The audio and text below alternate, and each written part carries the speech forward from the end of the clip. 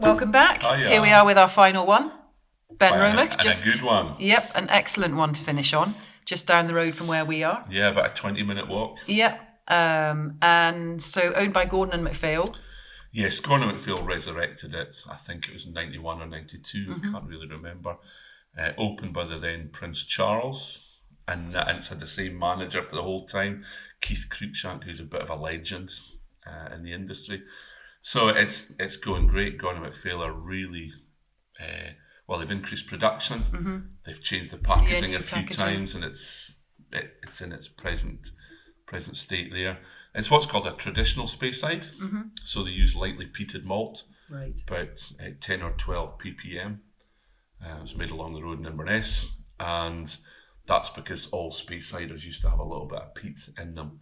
And the peat used for this would be very different to the peat, like the flavour coming from it would be very different to that of an Islay. Yes, so malt. the peat here will probably come from the peat bed at Tom and Towel, or maybe over near Peterhead. So it's different plants, different relation to the sea compared to Islay. So yeah, different peat bogs will give you slightly different phenolic character. ranges, yes. Yeah. And their core range is 10, Yeah, you get 15. your 10, 15, 21. Yeah. But they also do some wonderful single cask expressions. Right. Some great distillery exclusives, Yeah. which are really reasonably priced for distillery exclusives. And what's its sort of typical flavour profile is it's mainly ex-sherry Yeah. and always first fill. Yeah. So it's quite rich, currants, raisins, quite woody, fruity. But they do single expressions with just bourbon casks, ex-bourbon, which is what I really like. So I have a few single casks at home, Yeah. just ex-bourbon. But it's mainly sherry profile, so quite rich. And the peatedness, it's probably very subtle.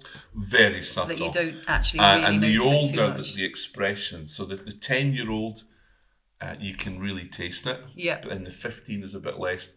And the 21 I tasted recently, I couldn't really perceive the phenols because they attach themselves to the cask through the process, so you lose the phenols. Yeah.